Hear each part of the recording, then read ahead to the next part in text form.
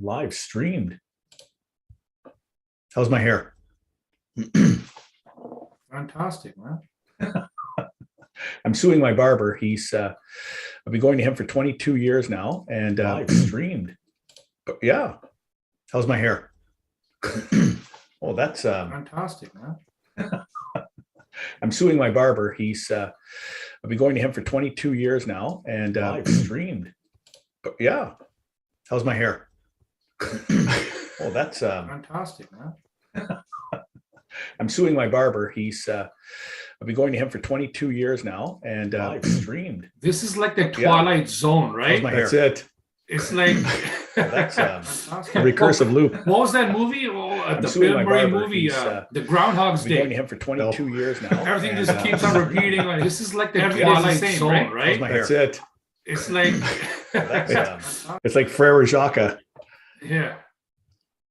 There we go. Good stuff. Oh well.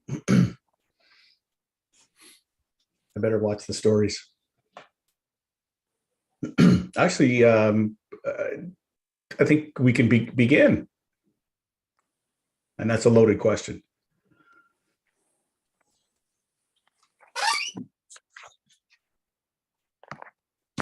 Hey, Mohammed. Mr. G is here. He's in the room, in the building.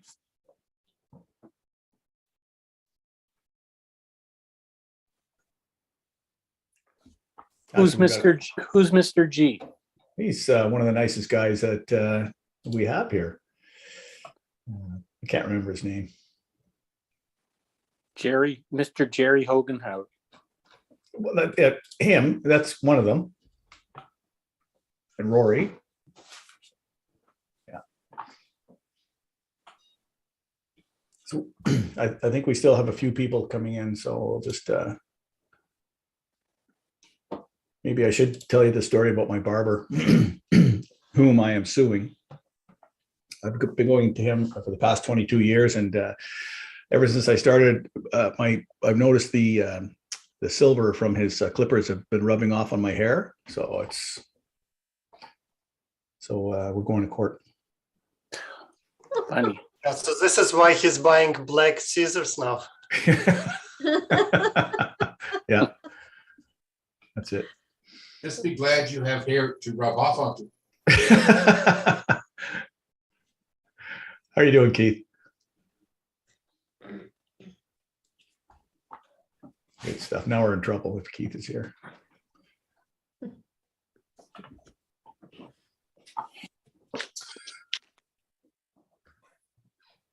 $7:03. Maybe we should get going. Yep. We've got a lot on the agenda tonight, and so I hope everybody's feeling, the weather, except for Brampton, where it's snowing almost. Welcome to tonight's Prague Professional Real Estate Investors Group presentation. It's been a while for me, so been looking forward to this. And it's nice to see some, I was going to say old friends, but my friends. It's nice to see my friends, people I haven't seen in a while. So Navtaj, Uncle Nav, has asked me to host the meeting tonight. So of course. Like I say, we have a loaded agenda. Do we have any non-members? Do we have people showing up and enjoying this for the first time? Yes, I'm here for first time. Suresh. Okay. Hey, Suresh, how are you? Great. Good. Well, hold on to your chair, because this is going to rock. Yes. Good stuff. Thank you. Yeah. So just so everybody knows, Prague, the real estate investment group, we have meetings every month, or every second Tuesday of the month. And we've got somebody else working the slides here, so it's not my fault. We have monthly mastermind meetings, and they are full of non-member third time. Hey, John. Okay, so we have meetings that are just chock full of really juicy information. And it's these networking meetings and the mastermind meetings are very, very motivating. And they open a lot of opportunities in many ways. So Prague, okay. So welcome. This is the video.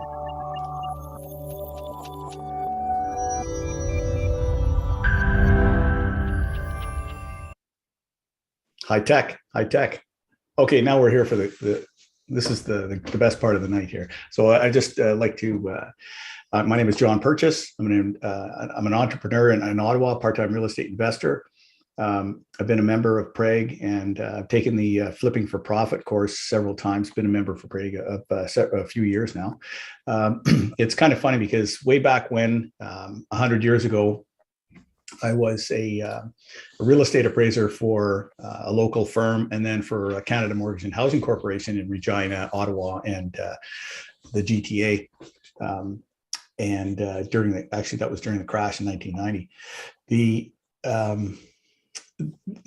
Taking the course, I took the course with my son. My youngest guy. He wanted to do wholesaling, and I said, "What the heck is wholesaling?" And so he said, "Oh, I found this guy in Toronto." And so we went up and took the mastermind, showed up at the mastermind meeting, and we signed up right away.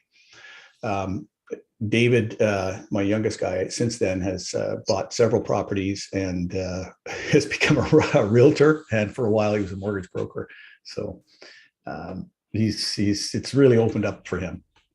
And I think this is kind of neat that NABTAJ asked me to host this, because right now, we're sitting on I think just the start of a wave of, there's going to be a lot of investment opportunities out there.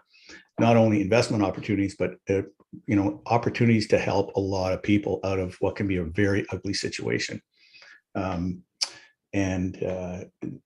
It's if you're thinking about going down that road, don't hesitate. But just make sure you know exactly what you're doing. And that's what the Flipping for Profit course, it's just amazing what information there is there and how it can change your life.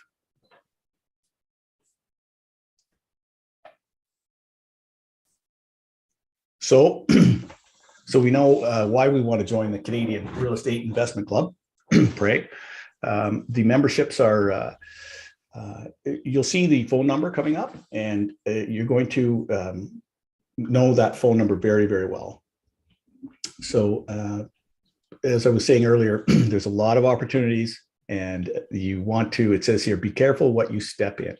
This is an article from 2009 Globe and Mail.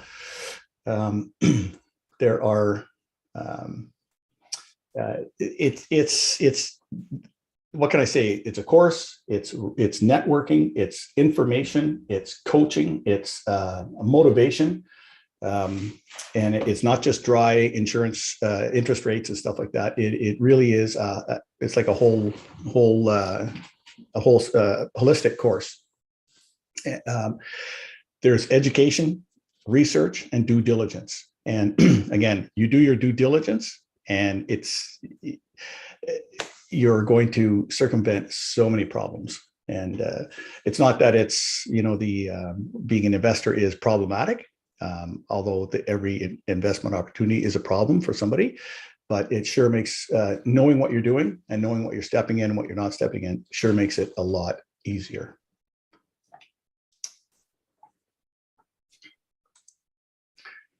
March 15, 2020, the star.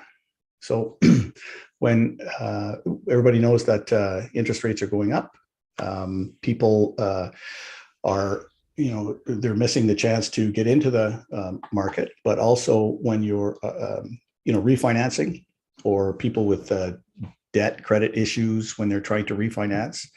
There are, like I said, there's going to be a lot of people looking for help, and to be able to be in that position where you can help others, but help yourself at the same time, it's fantastic. And as NABTAJ says, nobody in Canada should be, suffer a repossession or foreclosure, it's devastating in many ways. Thanks. So the bottom line, if you're interested at all, make the plunge. Join the group. It's $1 or $2 a day type thing to join the group for an annual membership. Very reasonable, and the information, the networking, and the connections are they're priceless, as they say.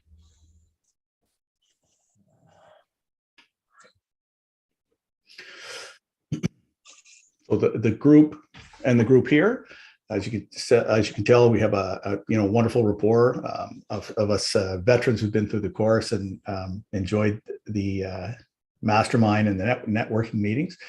There's tons of support. There's opportunities around every corner in many ways. And the more connections you have, the stronger your network, the more opportunities there are. And they just, like it says, fall into your domain. Yeah. So we're looking at quite a lot of change. The past several meetings have been, increases month over month, year over year type thing, all across Canada.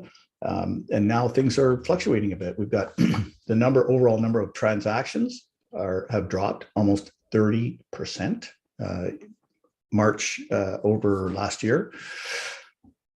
The average price, sales price up over 10%, and the benchmark price, MLS benchmark price, it's up 25%. It's amazing numbers. You've got Toronto. I believe that is the average. Is that the average home price? So 1.3, Ottawa, 800,000 almost, Hamilton, $1 million, Winnipeg, $400,000, Saskatchewan, nothing in Saskatchewan, Alberta, it's cooking. Might be slowing down a bit, but it's cooking. And Vancouver, of course, $1.3, $1.4 million.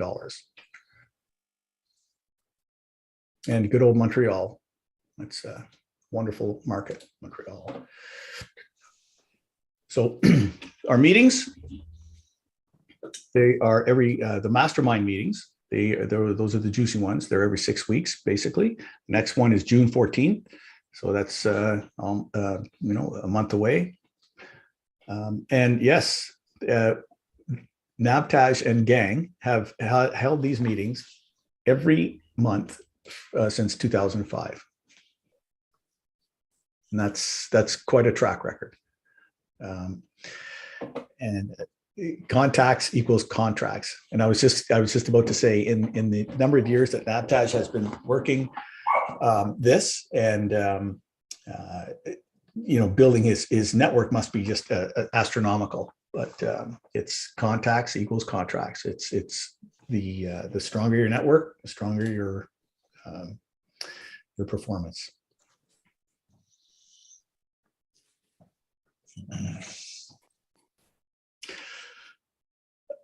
So Prague and the World Wealth Builders Flipping for Profit, what they offer, there's their first motivation. That's the exciting part. And hopefully Rory's going to be, injecting some of his magic into that a little later on tonight. We are led, go back for a sec there. Please, thank you.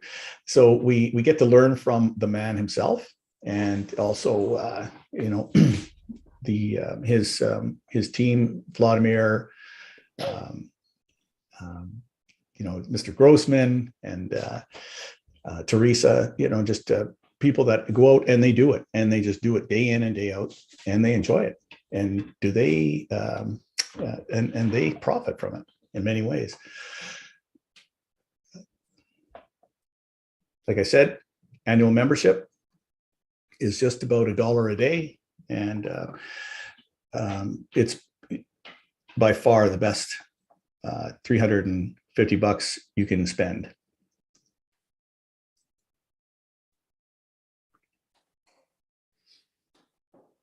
please make sure you subscribe to the Prague and World Wealth Builder newsletter.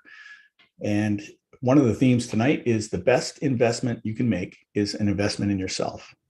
The more you learn, the more you earn. So getting into some of these numbers now. August 1981, prime hit 22.75%. Can you imagine? The highest that it had ever been since. Posted mortgage rates for the first-time home buyers peaked at that month at almost 22%. That's unthinkable. I bought my first property in 1983, I believe, at 13.25%. From Victoria and Gray, vicious and greedy, we call them.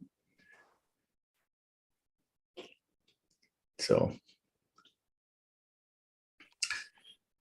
if you look back the past 12 years, we've got a very, very, very minor changes, very minor fluctuations in the interest rate, the Bank of Canada rate, and that has been, home buyers and investors have just, really benefited from that. Now things are changing. So the big three looks like they're going to bump up the rates, 20 to 25 basis points. Ouch. And with all three offering uninsured rates at 4.39%. That's amazing compared to this time last year. Move follows 10 basis point jump in the past little while. And look at the buying dollar here. We've got Q1 2001, and this is median income in Canada. So the Canadian numbers. Q1 and what are we in now? Q2 2022. It has gone down $150,000. It's amazing.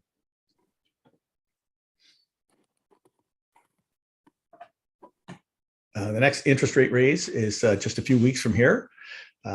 We might be looking at, a 0.5% increase, 50% increase. And so, excuse me, every 6 weeks, the scheduled dates for the announcements. The next one is June 1st, mid-July, beginning of September, end of October, and beginning of December. And no doubt, rates will rise to some degree. And I hope David Grossman isn't cringing when I say stuff like that. No cringing here. Okay, good stuff. Thanks. Expect another jumbo rate hike. I'm glad that I'm not in that in that predicament. Oh my God. So we have, what are we looking at here? 2021 dropped right from, hardly any drop anyways, 1.75 down to next to nothing. And from 0.25 probably all the way up to 1.5. And for a lot of home buyers, that's cuts them out of the market. And so if we jump up, even more than that, that's going to affect the new first-time home buyers. That's probably why we're going to look at some incentives for first-time home buyers a little later on, and for people refinancing.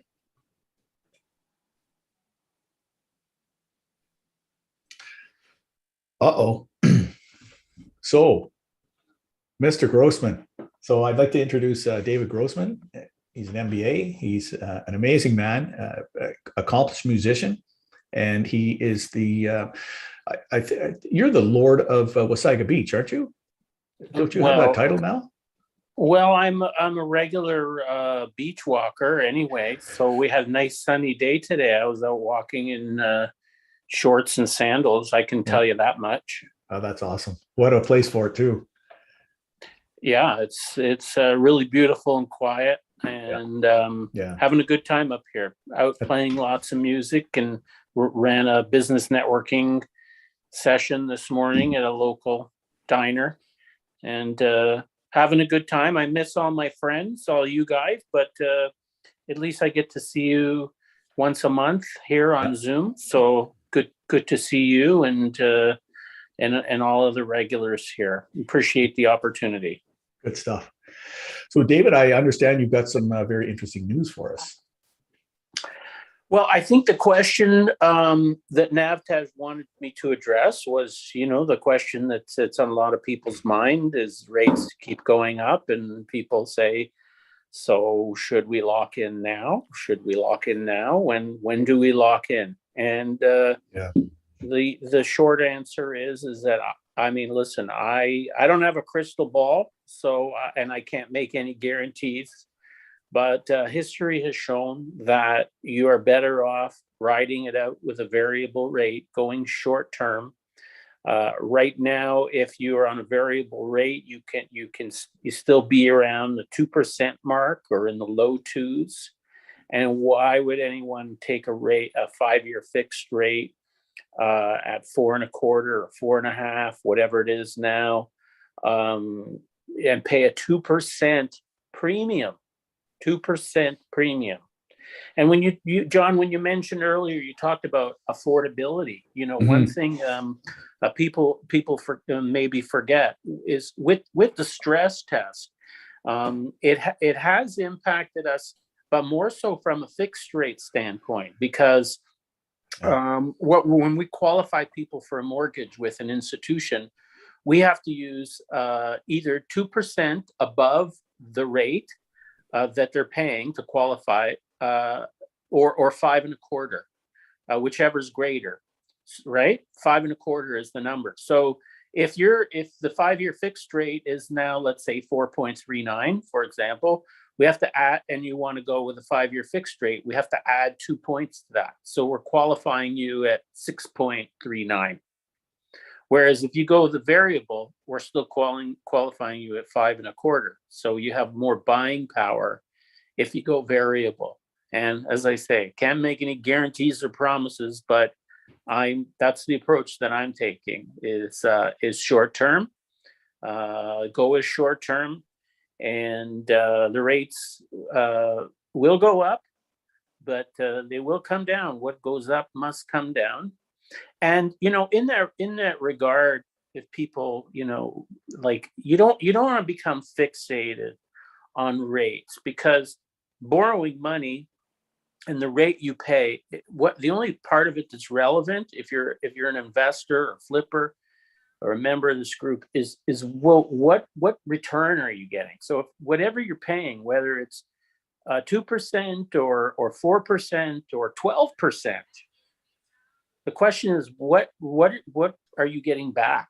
What's your upside? And one thing I see time and again is that the people who are in this group, in Navtaj group, they're creative thinkers, and they're looking at properties where they can make big money. And we got to think outside the box now. When you look at Ontario and you look at rental properties, and that if you're acquiring tenants, that to a large degree you're going to be limited in terms of how much you can increase your rents. So start thinking outside the box. Maybe you should have a commercial component. I'm not going to mention any names, but there's at least somebody in this group who I spoke to not long ago, and I see people in this group are doing that. They're thinking outside the box. When you have a commercial component, you don't have that same restriction in terms of how you can increase rents. Are you acquiring a property where maybe there's a land component that you can do a severance, you can add units? The residential units are they all long-term rents, or maybe it would be wise to have some short-term, especially if you can do some short-term rentals. That's really hot now as people like to travel post-COVID. They're so happy to be able to get out of their homes. The short-term rental market is very hot. So think outside the box, look for opportunities and how you can force appreciation, add value to those properties. And then the rate is not such a big deal. So yeah, there's going to be opportunities because some people, their mortgage is going to come up for renewal. And if they bought when they were totally maxed, it could be a problem for some of those people. But you want to do some good out there, and you want to find ways to build wealth for yourself, for your family, for your community, and that's what the group's all about. So that's basically what I have to offer today. I'm suggesting you stick with short-term money, stick with variable rate money. Don't be fixated on the rate, though. Look for those opportunities. Think outside the box. Where can you add value? Where can you force appreciation to properties? Because that's where your biggest return is going to be. That's awesome. And for properties with short-term rentals, why not have them furnished?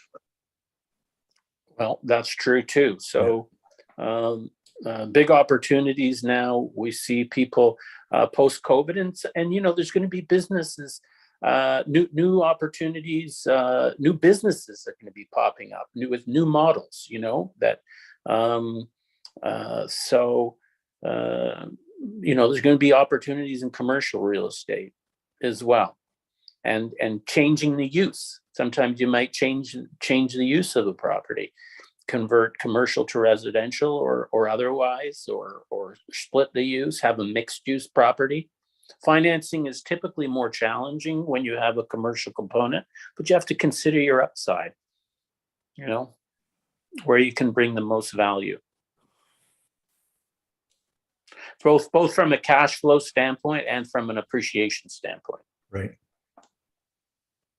That's true. Awesome. Do we have time for questions, or are we going to move on? I've got a few more minutes. If anybody. Oh, I'm sorry. No. You've had enough. I'm sorry, David. Okay. And that's funny, because that's what you mentioned is this is one, what could be an invaluable tidbit of information, not just what money to go after, but the commercial component, that kind of thing. It's that's very valuable. Sorry, go ahead. Yeah, well, that's what I wanted to share with you today and the members. Let's see, is there a question there? You said interest might come down. When do you think it might happen? Well, the government needs to get control of inflation. So, things have been pretty good for a little while. It's remarkable how through COVID things continue to grow. Government's going to have to tighten things up. They can't keep spending the money. Hello? They can't keep spending the money the way they have. When is it going to come down? It's anybody's guess, but I cannot imagine that it would take more than 2 or 3 years to start curbing inflation and for rates to start coming back down again. I don't know if they're going to go down. I think it's doubtful that they're going to go down to as low as they have been in the last 1 or 2 years. But then again, one never knows what's around the corner. Who expected there to be a war in the Ukraine? One never knows what's going to be around the corner. So hard to say for sure long term when, but we know there's great demand for real estate. GTA, Ontario, and other centers. If you're a member of this group, you'll learn where are some of the best places to buy and where are good opportunities, and you'll be kept abreast of opportunities. And that's where your money's going to be made, not in having low rates. I think the days for me, some people all you had to do was get in. All you had to, which is better than not getting in, but all you had to do was buy a piece of real estate, obviously, in the last 1 or 2 years. And just by virtue of owning that real estate, you were going to make money. I think we need to be a little smarter now. We got to look for, as I said earlier, opportunities where you can add value. Do you think with the increase in the rate, it might affect the market to slow down in prices? Yes, I do. I think things are going to be returned to a little bit more balance. At least now we know if you're looking to buy a house, you're not necessarily competing with 29 other offers. So that should, cool things down. I don't know that they're going to drop. They may in some areas, they may, in others they won't. There's always your individual markets. So you got to know where you're buying and what areas are growing and have good diverse economies that you can count on long term. There any other questions? Right. Yeah, good. Okay, yeah. No, let's move on.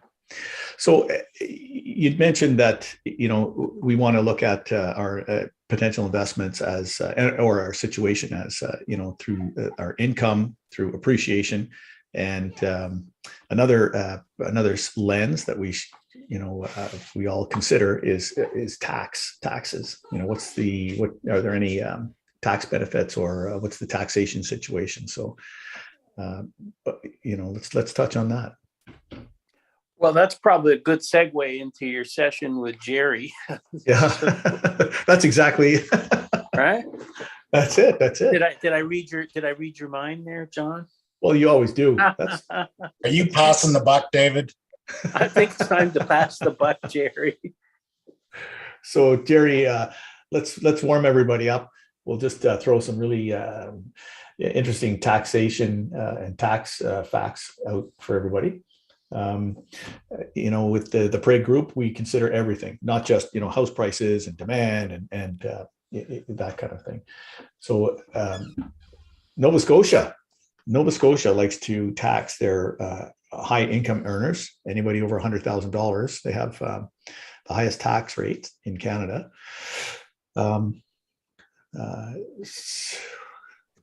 So yes, if we look at the slide, it has the second highest tax rate for families, single children, fifth for single children, and the highest for single and just couples, the fourth highest rate. And of course, Quebec applies the highest effective personal income tax rates in Canada. And closely followed by Newfoundland, the Newfoundland, Labrador, Nova Scotia, PEI, and good old New Brunswick. The easternmost provinces are taxed more than, us in the West type thing, the West. Yeah. So we have of course, we all know that we're taxed by the feds and we're taxed by the province. The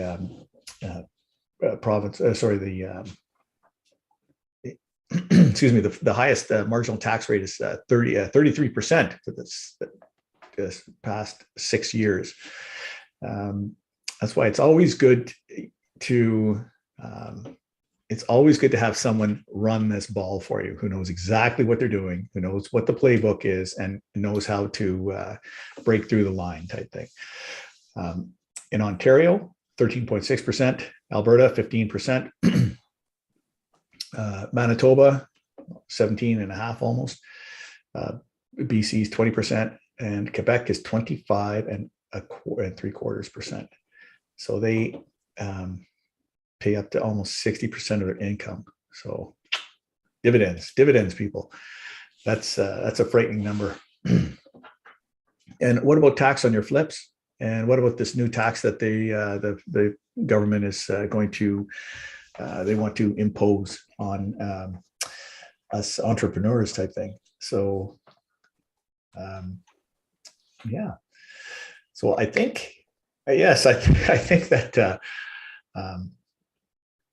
like I say, it's always good to have an expert, and Prague always has the best experts in Canada, and one of these is Mr. Jerry Hogenhout. Sorry, I've listened to him talk several times, and it's always good, juicy stuff. So Jerry, take it away, please. Hey, thanks, John. Somebody's on speaker there. Anyway, John, thanks for filling in tonight. You're doing a great job, by the way. Thank you, sir. Anyway, yeah, so they've asked me to talk a little bit, I guess not about the overall budget. We just had a budget recently. Certainly two components of that budget affect all of us as real estate investors, either assignments or flips. So, we all know Nav is the master flipper, and we're all trying to learn from him how to flip houses. And a lot of us do. I've flipped a lot of houses. I know a lot of people on this webinar tonight have flipped a lot of houses. So what's happening now? What's the new world we live in? The good news is, yeah, there's a new tax. Well, there's not even a new tax. There was always a tax. This has just become a little more clearly defined. I really don't think it's going to have a huge impact, not as big as everybody thinks. But yeah, there's an extra cost to flipping a house now. So basically, all of us in this real estate game, again, when I talk about real estate related investment opportunities, that's a very wide net. It catches a lot of different types of real estate. But a lot of us, are into assigning and flipping and, wholesaling. So really, I kind of look at it. An assignment is when we want to just get a house under contract with an assignment clause. We never intend on closing. We just literally want to sell that contract. And then if we do close the house, then we think about flipping it after the close. So the assignment, I've spoken to many of you. I've preached that the Income Tax Act, half of it is written in black and white, and the other is a bit gray. So the black and white is very clear what we can and cannot do. And the gray has always been a bit gray, subject to our interpretation, and allows us to be creative and flexible for our clients. As far as the wholesaling and assigning part of this budget, what they've really done is taken a lot of the stuff from the gray area and put it into the black and white part of the Income Tax Act. So a typical assignment, you have a house under contract and you want to sell it to somebody. If I'm the purchaser, that's how we buy a lot of our properties, dealing with wholesalers, people who assign their properties. We're going to pay them a fee. And surprisingly, I've seen many of those people that receive the fee never even think about HST. It's always been HST taxable if you are HST taxable yourself, and if you are over $30,000. Nothing has changed on that. So again, a lot of people were assigning houses and not considering the HST. So the rule, even before the budget, before the budget came out, if you assigned a deal, and if you assigned that for $30,000 or more, HST is applicable, always has been, always was. Okay, if you assigned a deal for under 30,000, if that was your only assignment, now your gross sales are under 30 and you have an option to register or not. Most people would not. So again, if you had two assignments of $40,000, first one being 20,000 and the next one being 20, you're over that 30. You would have had to register for HST. So now the budget comes in and they basically say, forget about all that. Anytime you assign a deal, it's HST applicable. Okay, so the slide before this was kind of saying we've doubled the 13%, and we kind of have, because if somebody is buying a new build, there's HST on that new build. If they're doing building a brand new condo, right from the start, right on this screen here, there's 13% for the first person who has the purchase agreement. And now you're going to sell that to somebody for whatever amount of money, and now there's 13% on that amount too. So yeah, there is a doubling of that tax. So, but it's a cost of doing business. Is that going to kill the market for assignments? Absolutely not. We all want to, if there's a deal, there's a deal. As I say, this really isn't a whole lot new. This is just moved something that was subject to interpretation and made it a little more black and white. In the past, even before the budget, a brand new build for building a brand new house, a brand new condo, again, because it's a new house, a brand new house, HST applies to the full purchase price. If it was a rebuild, okay, then it's basically a resale and HST does not apply. Still doesn't, never did, okay, on that house. But even if you did a rebuild house, so we've done a lot of fix and flips in the past. If we keep it under 90% renovation, it'll be a resale. But now if I want to sell that contract before closing, HST is going to apply to the assignment sale. They've also targeted foreigners. I know they're really tackling anything that's trying to fuel this market. And, hey, let's face it, most of us are in this business to try to make money on real estate. They probably point at us and say, hey, you guys are the problems. You guys are bumping up the market. Well, I don't know about that, but hey, let's face it, most of us are in here to make money on real estate. But again, on the other side, on the other part of the budget was the flip. Okay. So now you buy a house and you close it, and now you're just going to resell it. Okay. You take ownership of the house and now you're going to flip it. Now what the budget has said is, we don't, prior to that, certainly as an accountant, I would have a lot of clients come up and go, hey, can I claim this as a capital gain? I don't want to pay full business. I don't want to pay tax on the full amount. Can I claim it as a capital gain? Because the person talking to me understood that the capital gain was only half taxable, which is true. Okay.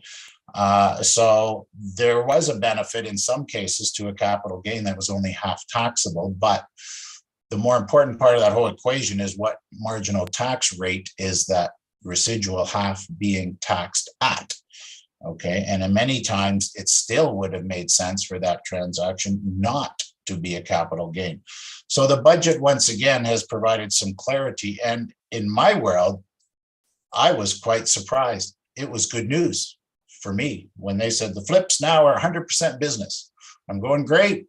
All the more reason to channel that flip into a corporation where we pay 12% tax. It makes way more sense today than it did before the budget. If you are going to flip houses, there's nothing in the budget that should be stopping us from flipping houses. Now we want to channel that income into a corporation. Like I've said to all people, look at any income that you're making, anything that you're doing, whether you're selling real estate, flipping houses, doing whatever, you have to channel that income either through your personal tax return or flow it through a corporate tax return and then your personal tax return. And 99.9 times out of 100, it makes more sense to flow that income through a corporation and then through your personal tax return. And this budget has just re-emphasized that. When I first heard the budget, I'm like, wow, that's nothing there that's going to stop anybody from flipping a house. In fact, if anything, it's going to make people more creative to ensure that the flips that they do go through a corporation. Okay, now there are exemptions. So basically the new rule says if you buy a house and resell it within a year, you're going to get caught that that's income. Okay, but there's exceptions. Okay, now if you bought a house and if you resold it within a year and you did that because of a death or a divorce or a separation or a birth or a disability of somebody, if there's a reason why you had to sell your house, you can opt out of it being business income, and we can still claim that lucrative principal residence exemption. Okay, so a lot of people were trying to flip houses and go, hey, that was my principal residence exemption. I live there, and so I don't want to pay any tax. Hey, I'm guilty of that too. We're all trying to take advantage of, how we can save some tax. So really with this new budget, they basically said, if you buy a house and you sell it, you cannot apply the principal residence exemption if you sold it within a year. Okay, so if you buy a house, if you sell it within a year, you cannot apply the principal residence exemption unless you can prove that you sold that house because of a death or a divorce or a separation or a birth or a disability or some family situation that required you to move, a job, you had to move for a job. So in summary, I don't really see a whole lot bad that happened in the budget. Yes, the assignment sales are going to be HST applicable. They more or less already were. So now they're just being more definitive about it. Yes, there's an extra cost. Is it going to discourage somebody from paying an assignment fee because they have to pay an extra 13%? Possibly, but remember that if you pay that 13%, it's an input tax credit. You get it back. Okay, so if somebody wanted to assign you an agreement of purchase and sale, and they wanted $50,000 for it, and now you have to pay another 13%, $6,500. So now instead of paying $50,000, you got to pay $56,500. You get the $6,500 back anyway if you are HST registered. So it's not a big deal. So don't be too spooked about what happened into the budget as far as what we're all trying to do. Again, just in closing, it just reemphasizes that much more that a lot of your activity should be done through a corporation. Just another reason here that we can save more tax. Why would we not want to channel an assignment fee through a corporation and pay 12% tax instead of putting that assignment fee on our personal tax return, where we would either pay 20%, 30%, 40%, or 50% tax? So no doom and gloom for me on this last budget. So anyway, I'll leave it at that. John, if there's any questions, I'm glad to take some now, but I'll also hang around for later and see if anybody wants to ask any questions too. So thanks, John. I appreciate it. Well, thank you. That's excellent stuff. And it's always nice to hear budget and, good news, or relatively speaking, in the same sentence, in the same talk. I really appreciate it. All righty. So we are going to. I have a question. Can I ask here? Sure. Shoot. Yeah. So what I understood that for flipping, there is no more tax. Like if it's under a corporation, like just the 12%. No. There's still tax. Okay. There's always been tax. Okay. So if you assign a deal, which means you're getting, you're not even closing the house. You've got the agreement of purchase and sale. The house hasn't closed yet, and you just want to sell the agreement before it closes. That's an assignment. Now that is HST taxable. If you close on the house, okay, you have an agreement of purchase and sale, you're thinking of maybe flipping, but you're also thinking of maybe closing, or you are going to close for sure. Now you close that house, and now you've got the house, and let's just say you want to make a quick dollar on it. Lots of you put your money down on a condo and they build it 3 or 4 years later. I mean, there's lots of people that are sitting on lots of equity on that. So now they close the house and they want to resell it. Many people would say, hey, I want to claim that as a principal residence exemption. Now the budget has said, well, you can only do that if there's a death or a divorce or a job change or a birth or a disability. And if that does apply, then you can use the principal residence exemption and pay no tax. Again, we're all trying to be creative, and we all want to save tax, but we really, to keep it simple, you look at the intent of the transaction. What are we trying to do? Most of us are trying to make money. And, if we're making money on these assignments or flips, the tax man's got their hand out. We just got to be creative and give them as little as possible. So they've changed the rules a little bit, but nothing too staggering as far as I'm concerned. Hi, Gary. Hello. Yeah, I got a question. Yep. Let's say if assigning a deal on new construction, like I booked the house for like 1 million and selling it for 1.2, where is the HST will be paid on $200,000? Okay, or 1.2 million? Is this an assignment or a flip? Assignment. Okay, so you've got a purchase and sale agreement of $1 million. Yes. Okay. Now I'm selling it for, let's assume, for 1.2 million, Well, the buyer of that no, you're assignment. not. No, you're not. No, you're not. No, you're not. No, you're not. Okay. You've got a purchase and sale agreement for $1 million. Yeah. Okay, now you haven't closed yet. No, not closed And now yet. you go to somebody and go, give me 200 grand. 200,000. Yes. And I'll give you, I'll assign the contract to Yes. you. The HST is on $200,000. So 200. now that person's, you want 200 grand, they have to give you 226. Now, here's what's going to happen. Most people using that scenario, they're going to go, no, I'll just pay you 200 grand. You look after the HST. I'm not paying you 226. I'll pay you 200 grand. And those of us that are sitting with the contract are going to go, geez, I don't want to lose this deal. Do I take the 200 or do I force them to pay 226 and maybe they'll walk? There's nothing wrong with you saying, okay, I'll just take your 200 grand. But now we have to account for the HST inside of that 200 grand.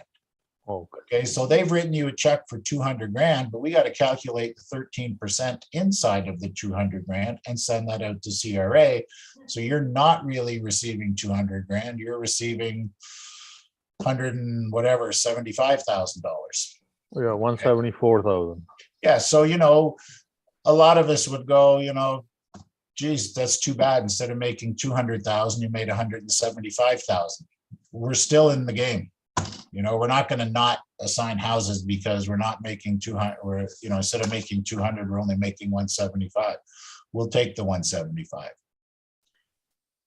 Thank you very much. That's big clarification. Thank you. Hi, Jerry. Can you explain the same thing again, please, just in short? Whatever the assignment fee is HST applicable. Now the question is, are you going to make the person paying you pay it, or are you going to eat it? That's really what it boils down to. Okay, Jerry. And so in the scenario of a flip where it got flipped, like after buying, then sold. So what about the HST in that case? Again, if it's a brand new house, there's HST on closing. Okay, and more times than not, the builder will get you to assign the HST rebate. There's a rebate, a provincial rebate, and a federal rebate. But there's if it's a brand new house or brand new condo, there's HST applicable on the sale, on closing, on the sale price.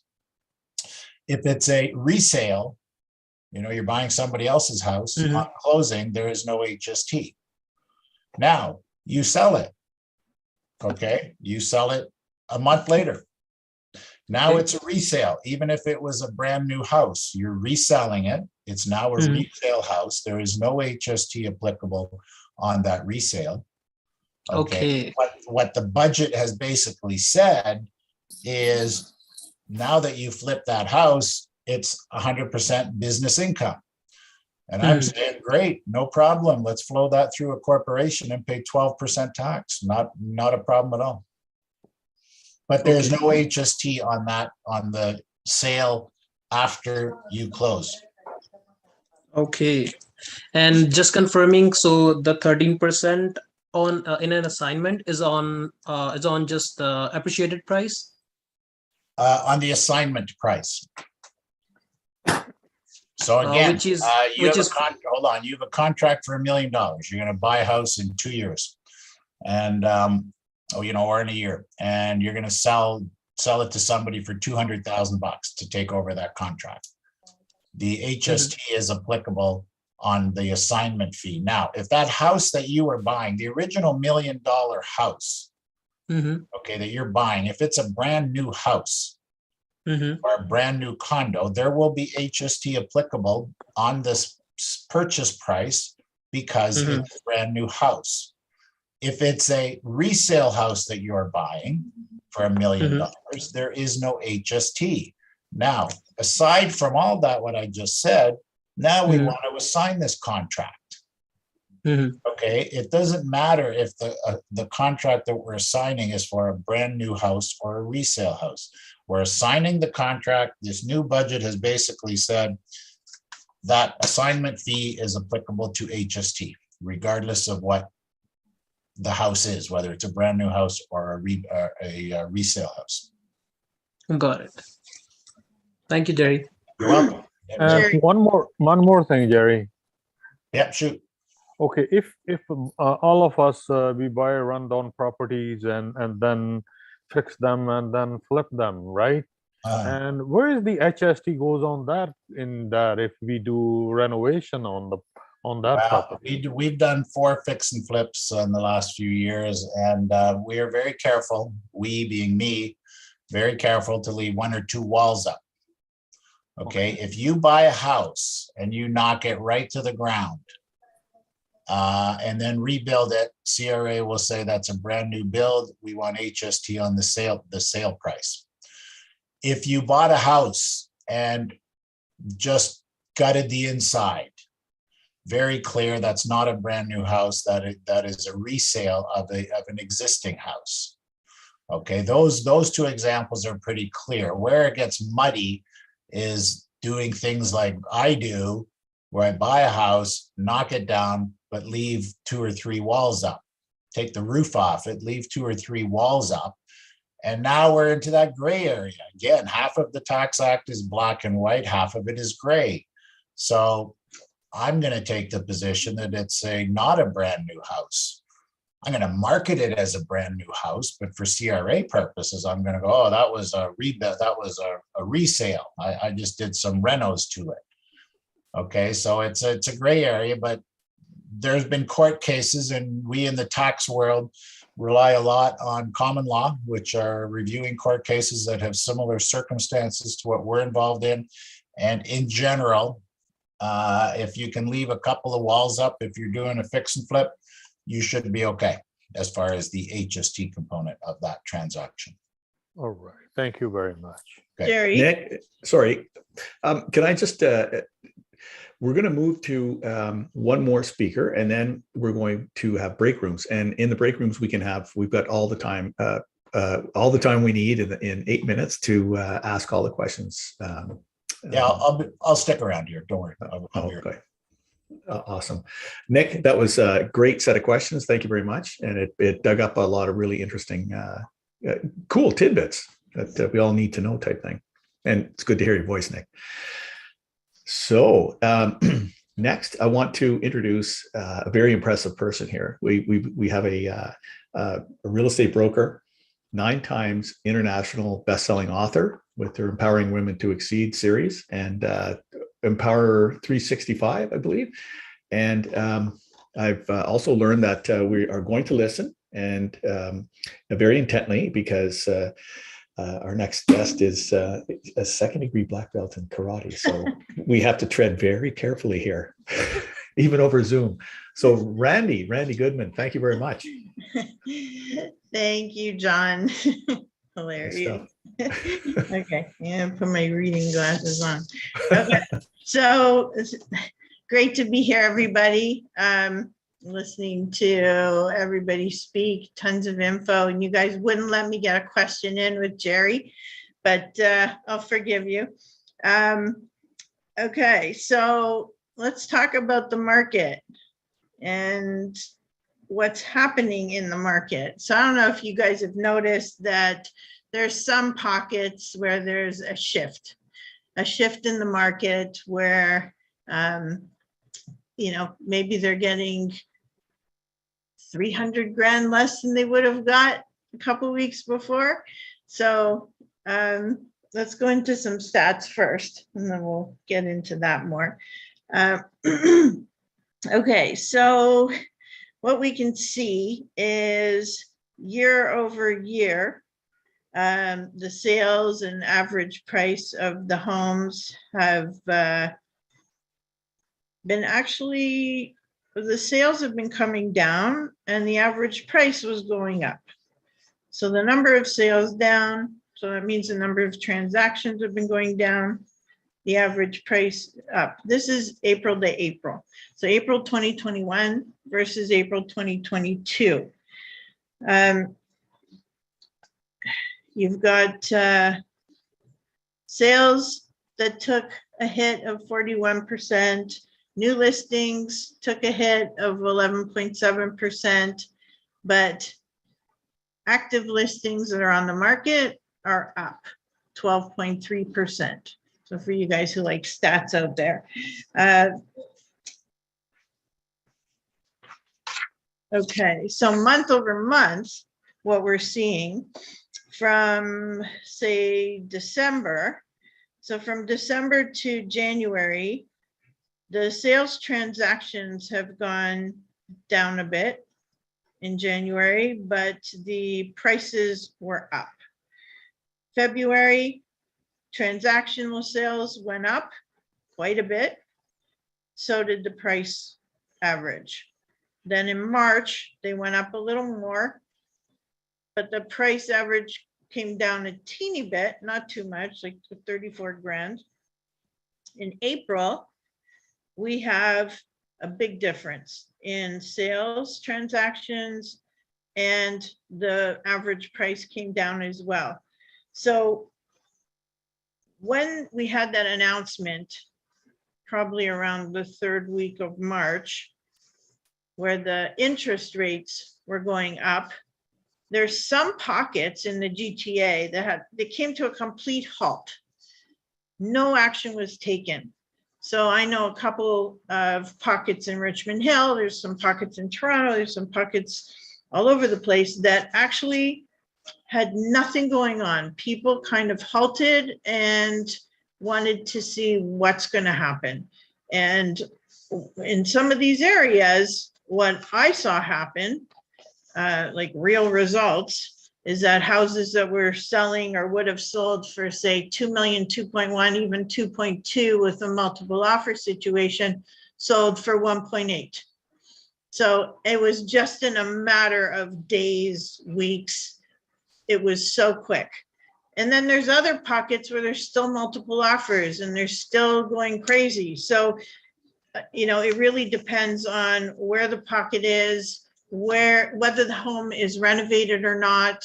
You know, if it's a turnkey house that someone can just move into and doesn't have to do any work. So there's all kinds of factors affecting this. So the average selling price at 1.25 million was up by 15% compared to April 2021, but down compared to the average selling price of 1.3 million in March 2022. It is anticipated there will be enough competition between buyers to support continued price growth relative to 2021, but the annual pace of growth will moderate in the coming months, says John Mercer of Treb. Okay, now this is pretty crazy. Even new listings are down they're down 11.7% compared to 2021. The average price is up 15% compared to 2021, and the transactions are down 41.2%, as mentioned before. Average sales of transactions month over month is down 26.2%. And these are all residential sales. Condo sales are down year over year, 15.6%. The average selling price of a condo is up 22.4% year over year. New listings are only up 0.3%. And days on the market are down 47.8%, which means they are going quickly. Okay, there's been a halt in the market, as I mentioned, in multiple areas. Interest rates went up at the end of March, and then will go up again in June, at least 0.5%, possibly up to 1%. So this is a major factor in the halt of the market. Along with the new budget, foreigners being locked out for the next 2 years, inflation, the war, and all kinds of other factors.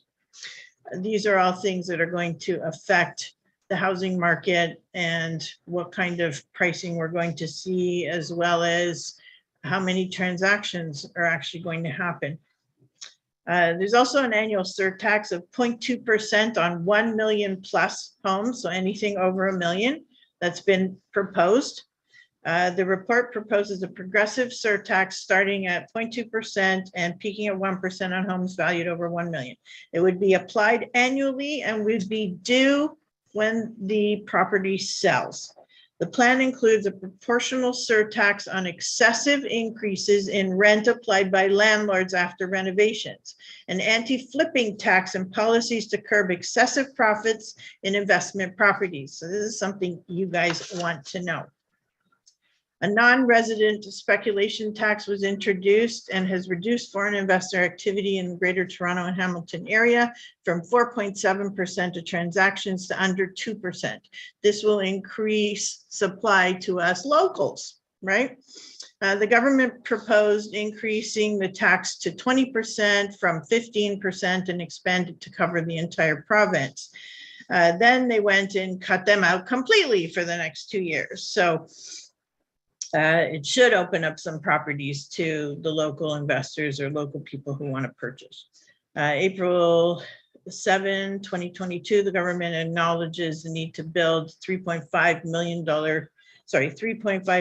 new homes by 2031 and sets a target of doubling the rate of construction of new housing units over the next decade. Specific realtor advocacy positions that are included in this budget include creating flexibility to tie access to infrastructure funding, a new housing accelerator fund that will spend $4 billion over 5 years to support updated processes and systems and encourage municipalities to build 100,000 housing units, leveraging transit funding to build more homes, doubling the first-time home buyers tax credit, implementation of the promised tax-free first home savings account, implementing the promised multi-generational home renovation tax credit, and implementing a publicly accessible beneficial ownership registry of corporations governed under the Canada Business Corporations Act by 2023. Great for investors too. There's support for rent-to-own projects to assist Canadians on their path to home ownership. Investors purchase the homes and then the lessor, people renting want to be able to own a home and they can lease it out from the landlord or the investor for 3 to 5 years and can purchase the home, have an option for that. A new co-op housing development program, $1.5 billion for new affordable housing spending through the Rapid Housing Initiative. A review of housing as an asset class in order to better understand the role of local corporate players in the market and the impact on the Canadian renters and homeowners. Restrictions that would prohibit foreign commercial and residential properties from acquiring non-recreational residential property in Canada for 2 years, we mentioned before. New rules to ensure profits from flipping properties are taxed fairly. These proposed rules will be triggered when a property is held for less than 12 months, which is usually the case anyway. An extension of the first-time home buyer incentive and review to make the program more flexible and responsive. Investments in housing for Indigenous communities, doubling the home accessibility tax credit to $20,000 for 2022 and the subsequent tax years, accounting for a tax credit of up to $3,000.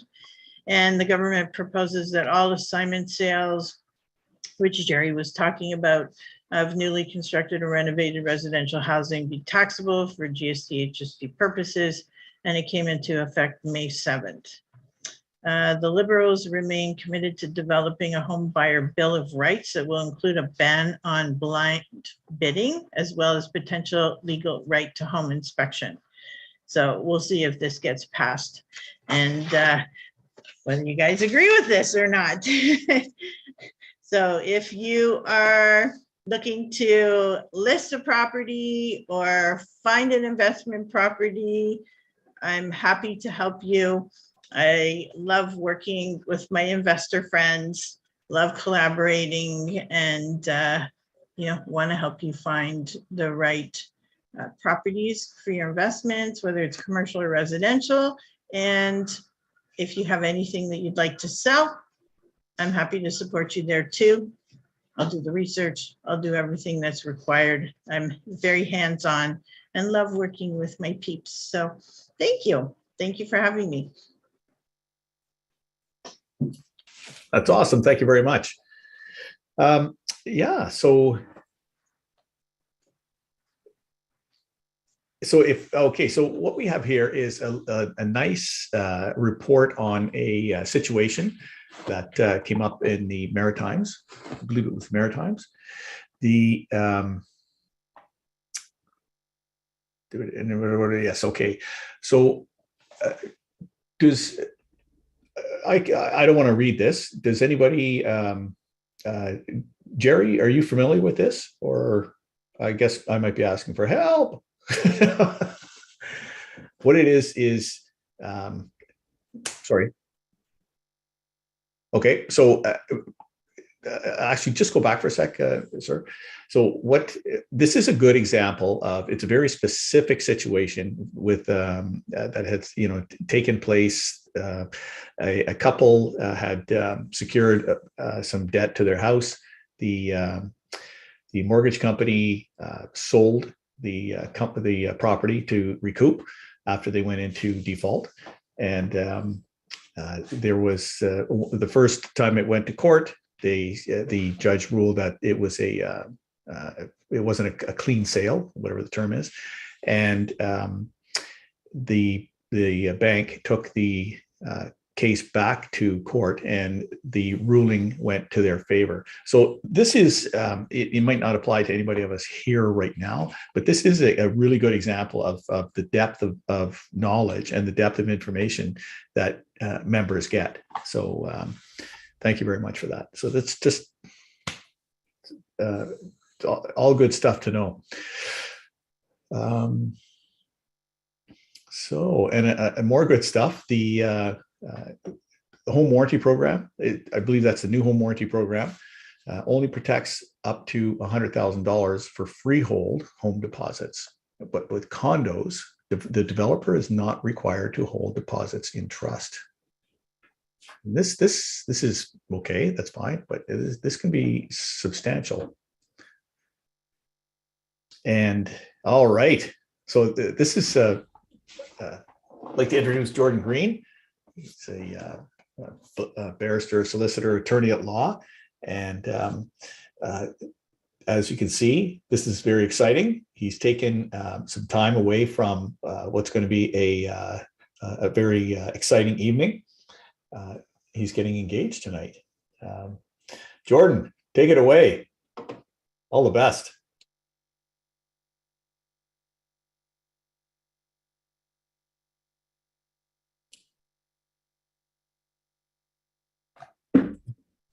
Jordan.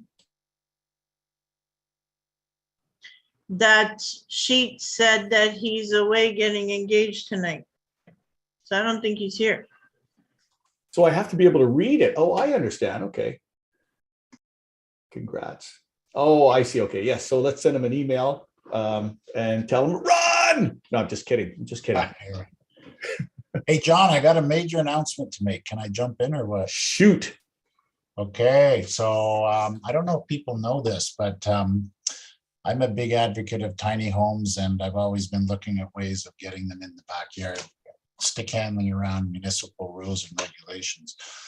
And a good friend of mine who's a CIO of municipalities told me that a few weeks ago, the provincial PC government amended the building code to allow buildings in the backyard without a permit up to 225 square feet. Now, in my world, that is huge. Okay, it used to be 100 square feet that you could build without a permit. Now you can build 225 square feet without a permit. And why I think that's so important is because 225 feet, you can build a nice little accommodation unit for people, create your own Airbnb business or even a rental business. And the municipalities can't stop you from doing that, at least from building the 225 square feet. Because it's in the building code now, a municipal bylaw cannot override that. So in my world, I think that's huge news. I didn't even see it on the news. I didn't really get a we didn't hear about it. My friend just told me that PC government did it without any announcement and any any fanfare prior to and no fanfare. So anyway, I think that's big news. But anyway, thanks for letting me share that. Oh, that's interesting. Makes me think of laneway homes, but that's something else. Well, Toronto, they passed that laneway home, but now, they have to conform to the rules and regulations. Apparently those things have to be, hooked up to the town's sewer system and everything else. But now you can build 225 square feet with it. Yeah. Has that been entered into the building code? Yes, as of 2 weeks ago. So when the municipality comes and bothers you about building something over their 100 square feet, you can just tell them, sorry, those rules are outdated now. I can build 225 square feet. I think it's huge. I think that's one way of them addressing the affordable housing. I have a tiny home in my backyard, and I have a full-time resident in there, and it's working out great. Any limitations, water, electricity, gas, again, all they've done is say you can build up to 225 square feet in your backyard, period. Okay. All this other stuff, electricity, where does this, septic, that's all going to be covered by municipal bylaws. Does it have to be separated from the home? Yeah. If you're going to attach to your existing home, obviously you need permits. Yeah. But if you've got a backyard, you can build 225 square feet and nobody can stop you. Anyway, thanks, John. All right. Thank you. That's wonderful stuff. Yes. And it's huge. It's like huge. Yeah. Yeah. I mean, this is really big. Yeah. That's great. So there's a couple of questions in the chat. Let's take a couple of minutes to actually 8 minutes. We're going to take 8 minutes. We're going to do a little bit of networking in the breakout rooms. So you'll probably get a notice on your screen in a second that you're going to be assigned to a room. But Nabtash has a question for us. Why do rich Canadians keep on getting richer no matter what happens to the Canadian real estate market? That's very interesting. All right. So let's throw your answer in the chat. And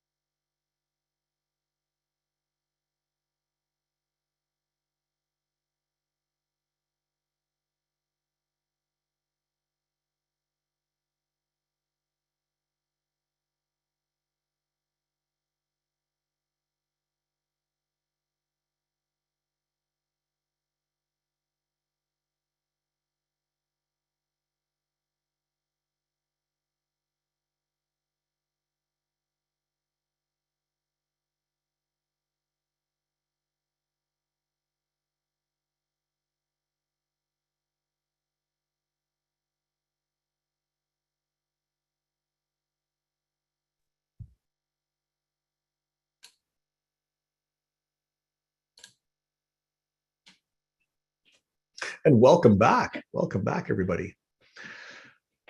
So,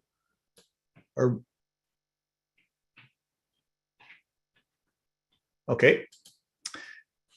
So if we're good to go, so a little bit of common sense here. So with anything, it's a matter of knowing what you're getting yourself into type thing.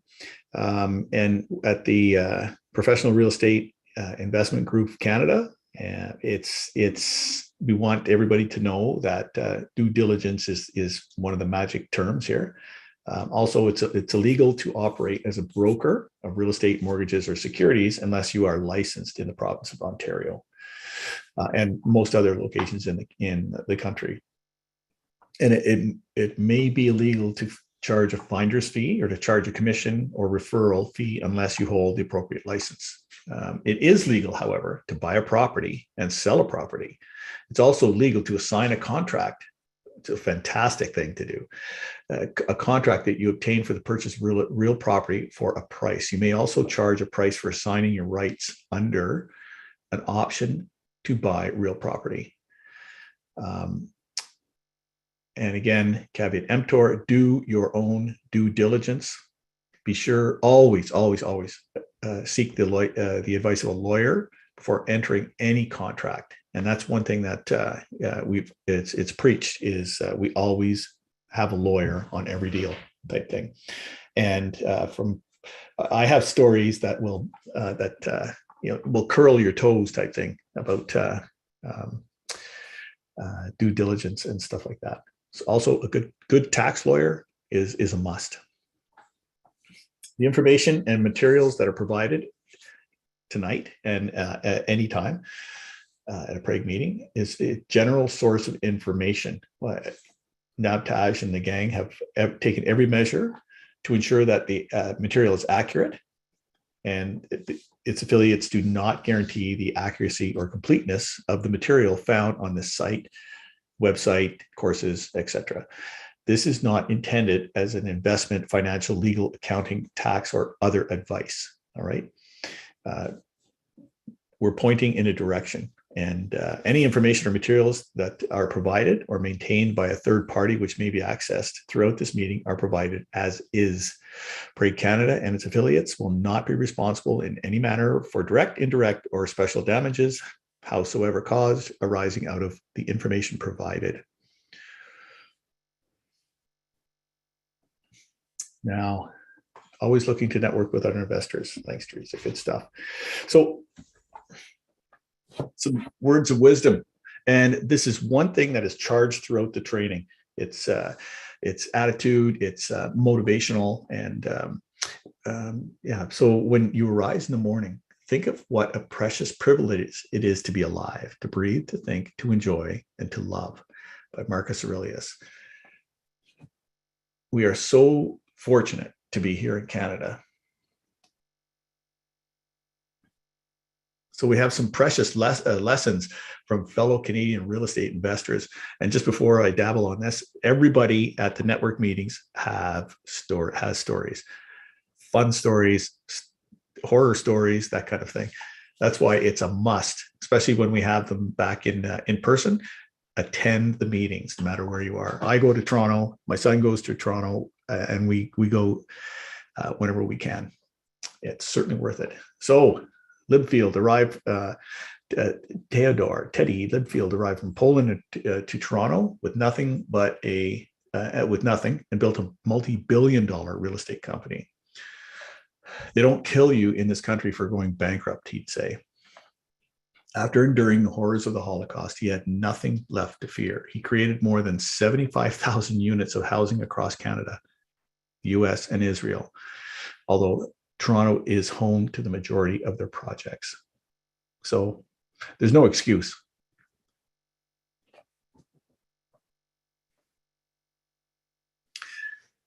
So here we have a picture of Mr. Nabtaj Chandok. He's the founder and main source of energy and knowledge for Prague, for the World Wealth Builders and the Flipping for Profit course.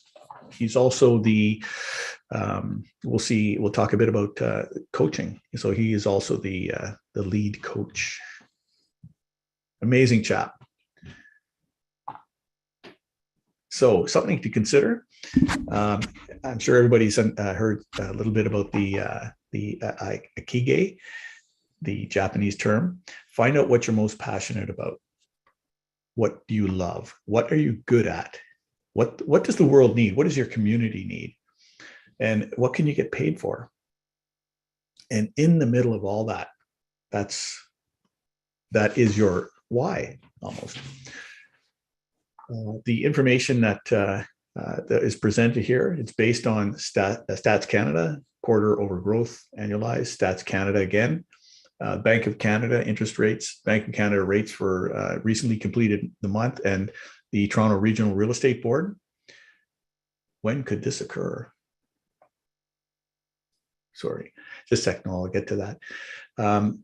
Yeah, I saw this article not too long ago. I can't remember what, I think it was on City TV. I'm not sure. Canadians, especially younger Canadians, are giving up on owning a home, especially in Ontario.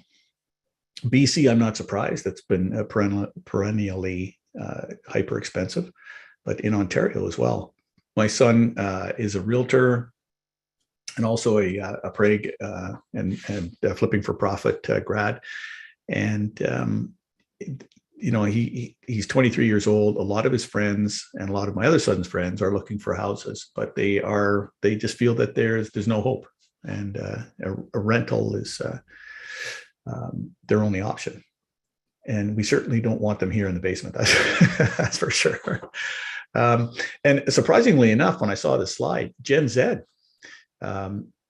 as a boomer, I don't want to own anything. My wife and I own, that's great, but I don't want to own it with anybody else. But if you look at Gen Z, 74%. So that could be many things, but I guess that's a realization that, one person or one couple just can't do it alone anymore.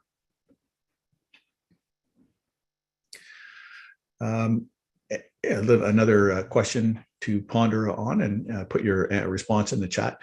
How the new measures, how will they disrupt the market resale of pre-construction flips after earlier this week?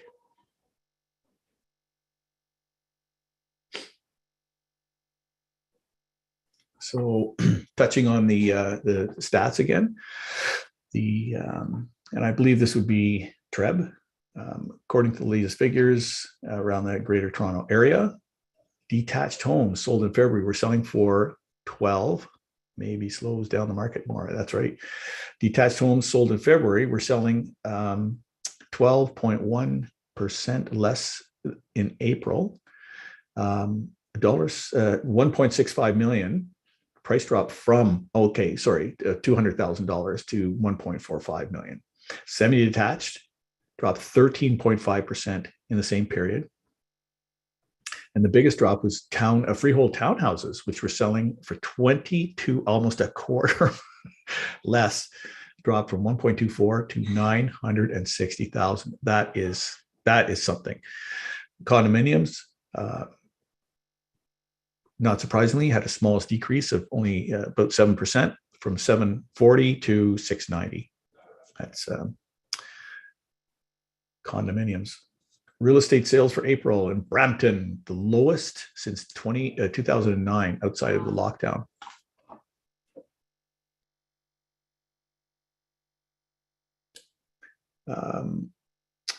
Real estate in Montreal, sales down almost 20% in April.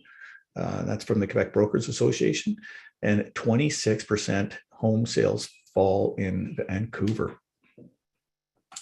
But Calgary's real estate market continue on its blistering pace in April, but they're finally starting to cool off a bit. Finally, I shouldn't say that, but starting to cool down a bit. The all-time sales records in March slowed down a bit, and Hamilton, with the average price at $1 million, price dropped for a second month in a row as sales decrease. Toronto, is now the third largest tech hub in North America. So we've got from the New York Times, discovered that Toronto, the fourth largest city on this continent, is more than a multicultural melting pot. And where my cousin lives is great, like that, great food and a propensity for pumping out superstars. That's awesome. So Toronto tech, yeah, that's right. The figure $5.4 billion were invested into the Toronto tech industry in 21 and so far in 2022, but 132 billion in Silicon Valley startups. So what we're hoping for is not another brain drain. So after the Abro Aero was canceled, most of Canada's aeronautical engineers and that was the great brain drain back in the 50s, I believe. Toronto home prices, can you imagine? 453% since the mid 90s. So it's what 25, 26 years, 27 years, 453%. Just amazing. Talk about a good investment. Okay, I'm going to read each line. No, I'm just kidding. So from 1976, the average price, Toronto Real Estate Board, $62,000. When I bought my first home in 1983, it was $101,000. And 1990, when I moved from Regina to Toronto as a real estate appraiser, looking at condos, and the prices would drop from the time I inspected the units to the time I got back to the office, $255,000. That was horrendous. In 91, 92, 93, we see the prices going right down, boom, boom, boom, all the way to 2000. So that was what? That was almost 10 years. So, and since 2000, steady increase with a whopping increase in the past 2 years. Just amazing. So what that previous slide says is no matter what the economic conditions, house prices over a reasonable time in Toronto are a fantastic investment. They go the right direction. We touched on earlier on the first-time home buyers. So there are a few programs that let you know about. Home ownership program, assisting low to moderate income households to buy affordable homes by providing down payment assistance in the form of a forgivable loan, best kind. And renters in Kingston or the county of Frontenac, they don't have so they're not on title anywhere else. They may apply for a homeowner program, down payment assistance equal to 10% of the purchase, or up to a maximum of $44,000. So that's nice. And Kingston is a very, very nice location. So if you have a combined pre-tax household income of less than $91,000 and you want to purchase a home priced at $440,000 or less in Kingston or the county, you might be eligible for this program. Another interesting piece of information. Homeowners can apply for a secondary suite subsidy pilot program. Gee, I don't know if that's if a 250 square foot home in the back would apply for this. But the projects are reviewed by municipal staff for eligibility, and preference is giving to projects that are already underway type thing. You've got your permits, your drawings, got a contractor in place, have space for at least 3 vehicles. So are we talking Fiat 500s or Hummers? Can be completed this year, and it can be connected to municipal services. And they're within a certain location for services and amenities. We've got downtown improvement program, Thunder Bay. So we've got planning and building a fee grant, rebate the cost of the building permit and app fees, commercial conversion grant. So a main floor reimburse up to 50% of the cost to convert or improve a main floor into a commercial space. Gary had mentioned, David had mentioned that earlier. Residential office conversion, upper floors, reimburse up to 50% of the cost to convert or improve second floor to an office or residential unit. That's pretty cool. Commercial facade improvement reimburses up to 50% of the cost to improve commercial facades. And each grant has a $10,000 cap and can be stacked up to $25,000. So that makes Thunder Bay a little more interesting. Alberta, Wild Rose Country, $2,000 and receive the rest of the down payment from the program, Attainable Homes, Calgary, Alberta. So register for the program, connect with a mortgage specialist, receive your pre-approved mortgage. It's always nice to have. Browse through the list of available homes and pick the one you like and pay $2,000 and receive the rest of the down payment from the program. Imagine. And if you choose to leave the program, you can pay down the loan and receive a portion of the appreciation growth in the home's value. So that on both ends. That's pretty sweet. Who qualifies? Maximum family household of 104,000, couples with a maximum income of 94,000 without kids, living at home. Yay. Individuals, maximum income of $84,000, and your assets are less than 20% of the home's purchase price and up to a maximum of $50,000. And the home will be your permanent residence and only residence. Now,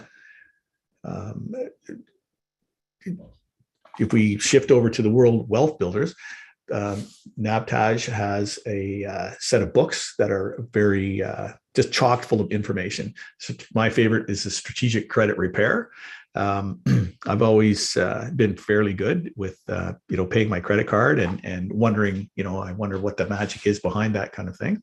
But diving into this, it's amazing how detailed it is and how you can figure out exactly how to play the game. And I was excited when at the first session that my son and I went to, he said, "Why don't you become a credit repair consultant and charge people to help fix their credit?" Boom, that was a no-brainer. So the Strategic Credit Repair booklet, which is an inch thick or something like that, forgivable Canadian grants for businesses. This is a very thick book. It's a listing of a whole bunch of grants, federal and provincial, and real estate grants as well. Same thing. So separately, these books are quite expensive, $1,000, but all three,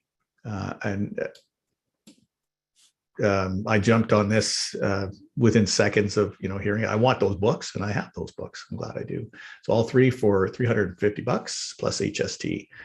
And I mentioned you're going to get this phone number here. This phone number will be very, very important. 1-416-409-7300. So if you can text that number with your name and let Nabtaj know that you'd like those books or anything else that you want to join the program, please do.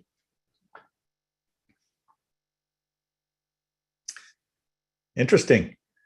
Talk about fitting in. Smart Density came up with the conceptual idea of a mini mid-rise. Imagine that. There'll be a 6-story home on a single lot with 10 residential units and a retail or commercial unit on the ground floor. So that is quite interesting. We have something like that here in Ottawa, but they're only two stories, but and they're not mini high rises. That's amazing. Excuse me. Negotiation. Now that's one thing that I gained a whole new appreciation for, and anybody else taking the Flipping for Profit course. expect to be surprised and shocked, and everyone is a unique individual, and that is so true. One of the tips: use carrots and sticks effectively to get the deal done fast, and you can attract flies with honey much easier than not. Learning effective negotiation skills is priceless. So that's one major part of the course. Cash home buyers in Canada. Oh, we're moving right through. Cash home buyers.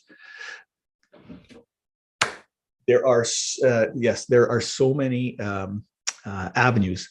I believe there are 10 techniques that are taught in the masterclass, I believe. That just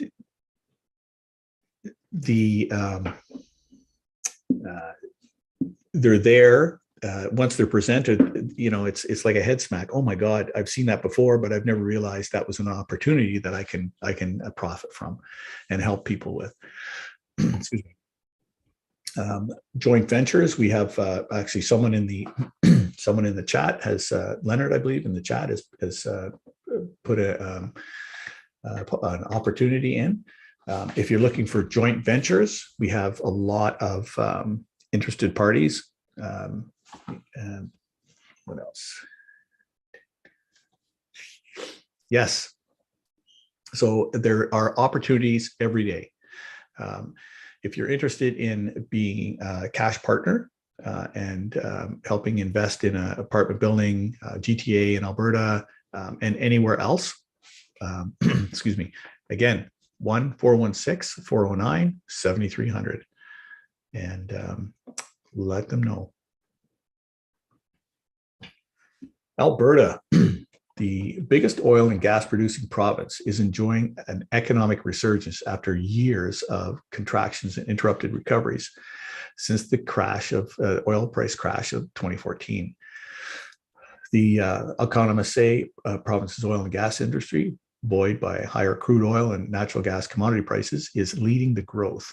But the current rebound is not limited to higher oil and gas activity, as other sectors, including residential real estate investments, are also rebounding.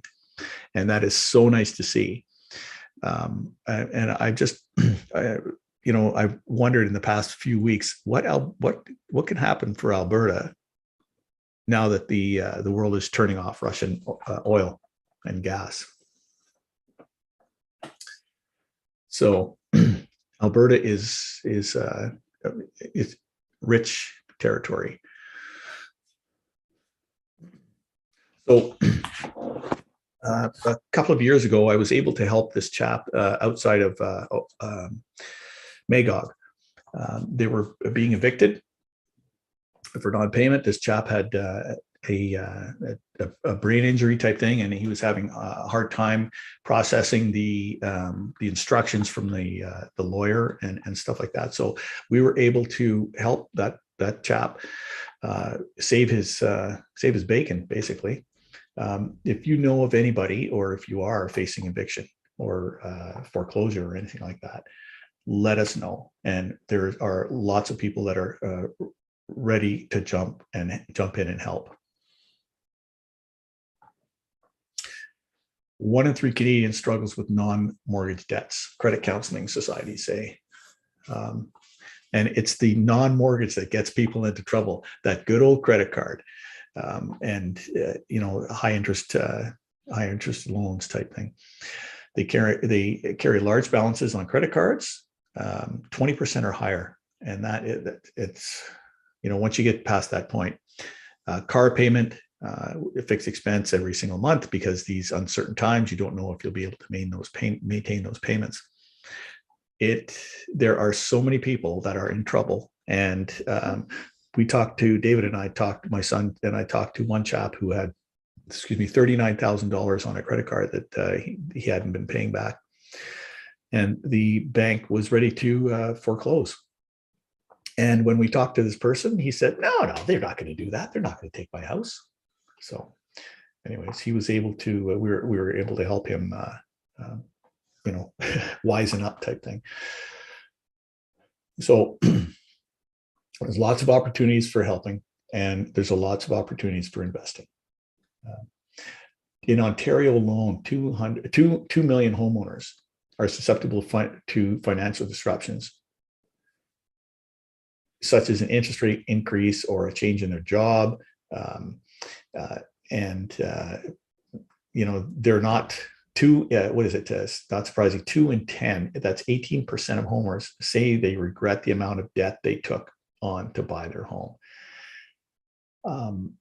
So there's a lot of debt. There's too much debt in certain circumstances. And it's just, it's a matter of time before it comes back and becomes an interesting situation. So again, there's, with the network, lots of help available. If you know of somebody, get them that phone number, and we can certainly help them.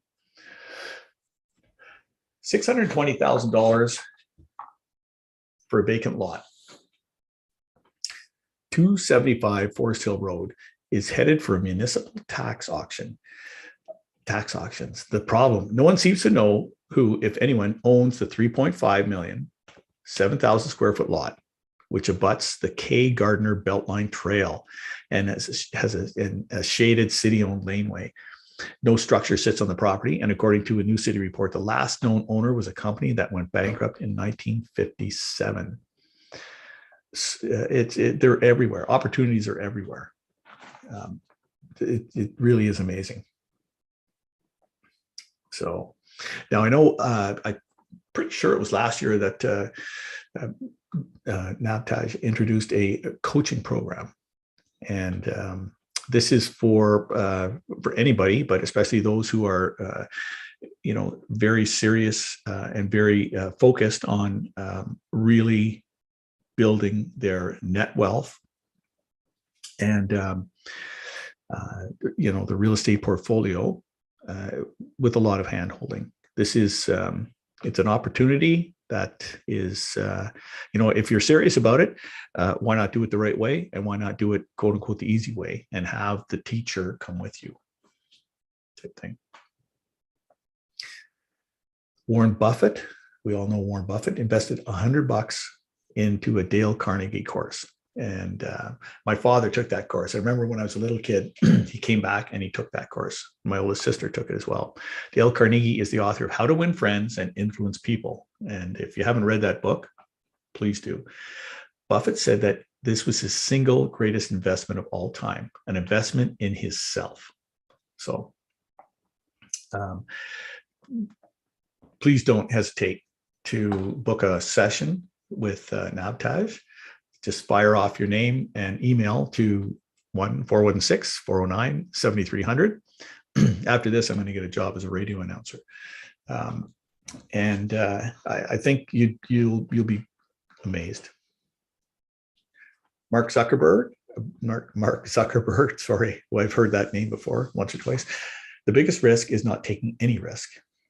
And that's funny because with the flipping for profit course, with the coaching and with the networking, risk is greatly reduced.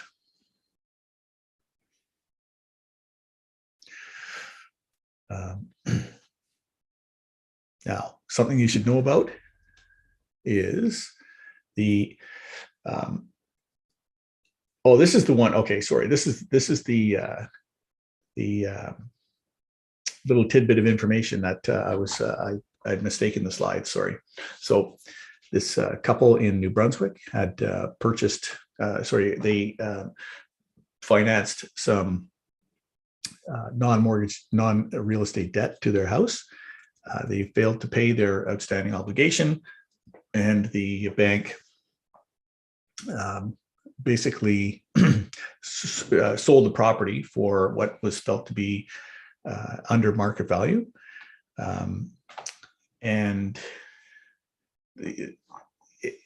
So the point there, well, there's 2 points basically is, actually there's many points, but the big thing is Here again is another example of some detailed information that you're not going to get anywhere else type thing, and it's all part of the networking meeting, the mastermind meetings, and that disappeared. Yeah, and again, it's you really have to know what you're stepping into when you're investing and borrowing money type thing.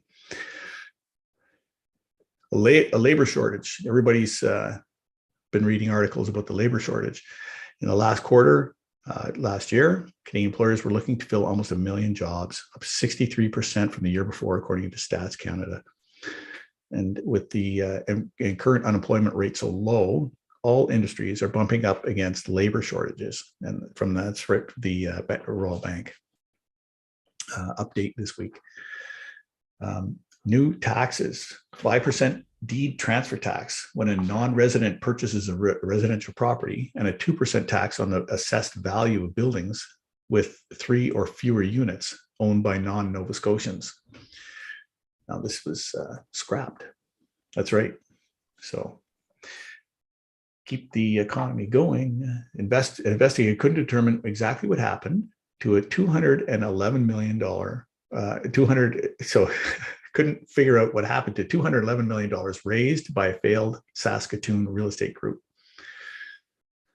There was, they created and ran 3 main ventures: a loan program based on promissory notes, a fund to flip program, and a hassle-free landlord program. The company built up a pool of capital by enticing people to give Epic, I guess that's the company name, between $50,000 and $500,000 in exchange for a promissory note. The single-page notes, which multiple examples were provided in affidavits, were models of simplicity. They featured the loan amount, the term, when the term began and ended, and the interest rate. The return varied from 15 to 20%. So,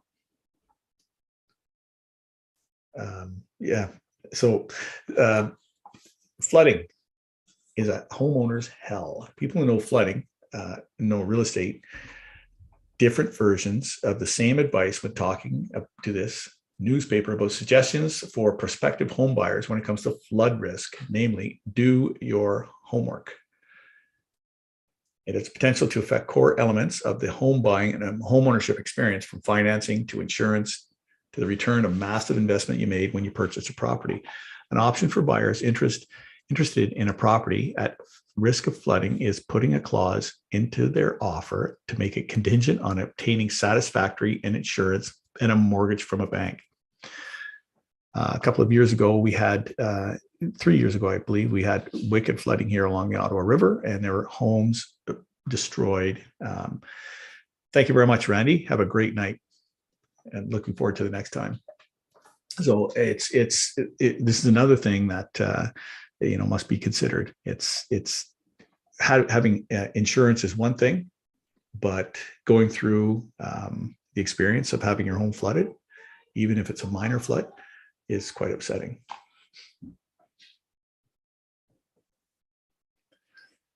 Green homes. So homeowners are eligible for a federal grant this time, federal up to $5,600 for upgrades and energy audits. To qualify, the homeowner must first undergo an energy audit at their own expense, hire contractors, pay for materials, and then pass a final follow-up energy audit, again out of pocket. Cities of Edmonton and Toronto are offering their own home retrofit assistance tied to a homeowner's property taxes. The municipal programs are better known as Property Assessed Clean Energy, PACE for short. That sounds a lot more reasonable. Yes, a luxury tax. Just a matter of time. Starting at the beginning of this year, a new tax will affect high-end products, including cars, pleasure boats, and private aircraft. Well, there goes my weekend. The government said that the tax will be 10% fee on the total cost of the vehicle, or a 20% fee on the amount exceeding $100,000, whichever amount is smaller. Actually, luxury taxes backfire since people can afford luxury postpones their purchases. People that work in the luxury sector get laid off and manufacturers sell fewer things. So yeah, how deep is that? When's the best time to buy a deeply discounted properties? I love that term, deeply discounted. Blue Monday is the best day to buy.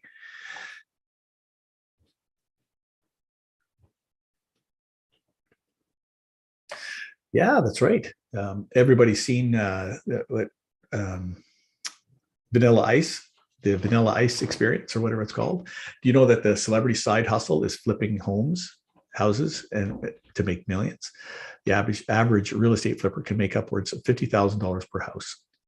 But A-list celebrities have access to enough funds to play the game at higher levels, making a $15 million profit on a $40 million property. And it still aligns with the percentage earnings expected in the flipping industry. And there's that and so much more at flippingforprofit.ca.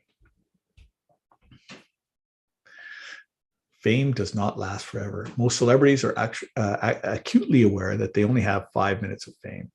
Celebrities always seek to expand their portfolios and diversify their proficiencies. No one wants to be known for only one thing. As it turns out, this desire is not just wise, it's profitable too. Yes, more eggs. In one of their most famous profitable ventures, Ellen and Portia purchased the Brody House for $40 million, and after some significant restructuring, were able to sell it for a whopping $15 million profit. One celebrity who has followed in Ellen DeGeneres' footsteps, including Friends star Jennifer Aniston, whose recent hustle involved her Beverly Hills mansion she purchased for $13.5 million, just a small thing, renovated and featured in Architectural Digest magazine, and then sold it for over $20 million more at $35 million. Aniston also sold a Bel Air mansion she purchased with her ex-husband, Justin Theroux, for $75 million, more than tripling the $21 million investment. $75 million with a $21 million investment. Daniel Starr, the 41-year-old founder of the video game streaming service GameMine, offloaded, aka flipped, the property after he realized it was too big for a single guy, getting $25 million for the estate he paid $13.5 million in the previous year. Loeb, billionaire Dan Loeb, paid $12 million for the property at 2220 North Bay Road in December 2020 and listed it for sale for $25 million, more than double, in March of this year. The fashion power couple Tommy Hilfiger and Dee Aleppo, of course, we know that, to capitalize on Aspen's lucrative housing market after paying almost $31 million for a 71 and 50 square foot home located at 55 Aspen Alps Road in December. They sold, aka flipped, the same property this week for $50 million. Amazing. Now it's time. You have to get something. There's a masterclass online in a couple of weeks, Thursday, May 26th. From 6:30 to 9:30. This is where you can learn, I believe it's 10 strategies, how to wholesale and flip houses for profit in Canada at deeply discounted properties. So we're going to go ahead one. Checkbeforeyouinvest.ca. Always check the registration of any person or business trying to sell you an investment or give you investment advice. Registration helps you protect yourself from unqualified or fraudulent individuals. Search for the name of a person or business by visiting checkbeforeyouinvest.ca.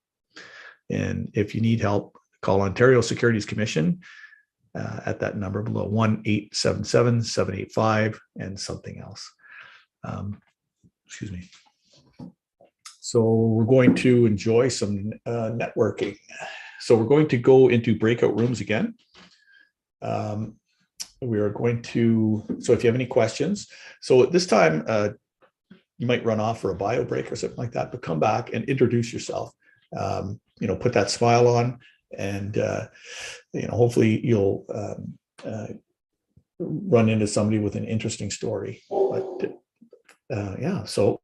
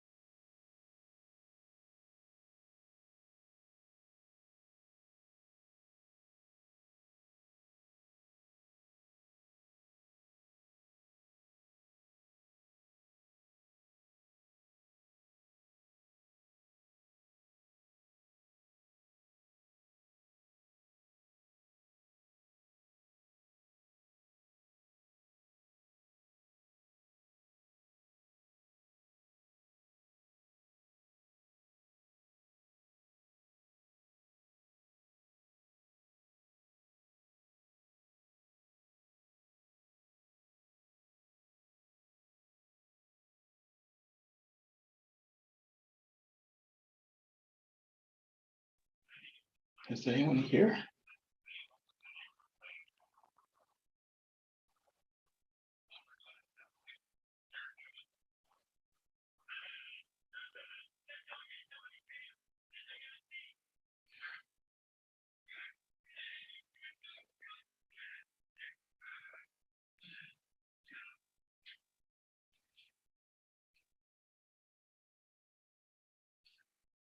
Hello.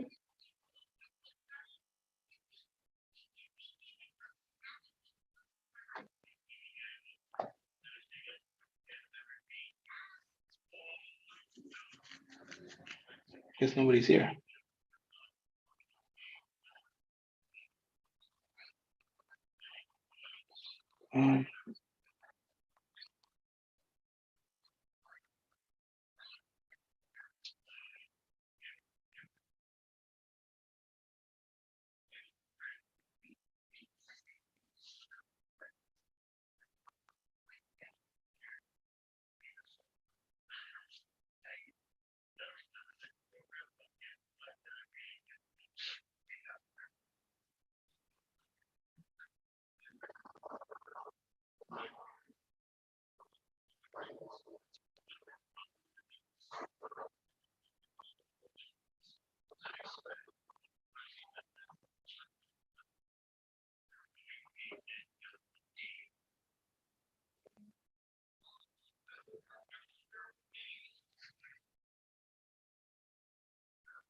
Guess not.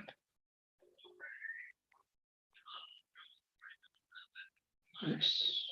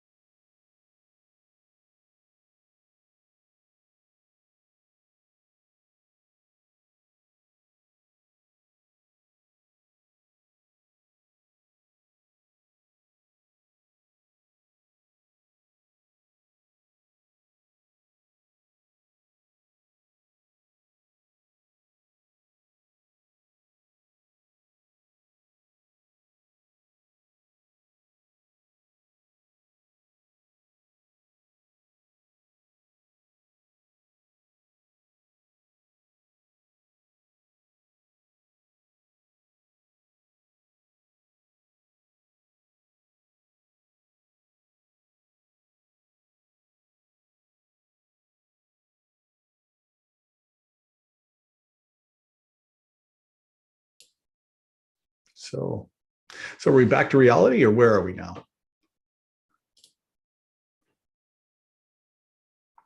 Oh, closing in a couple of seconds.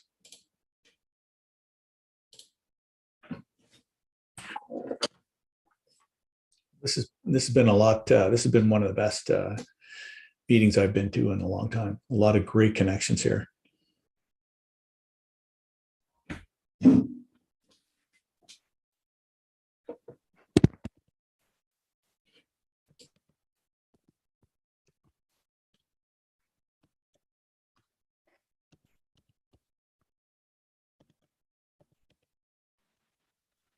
John, this is the first time you're doing this, hosting a meeting? Yes, this one, yes. Lots of fun. Looks like lots of fun.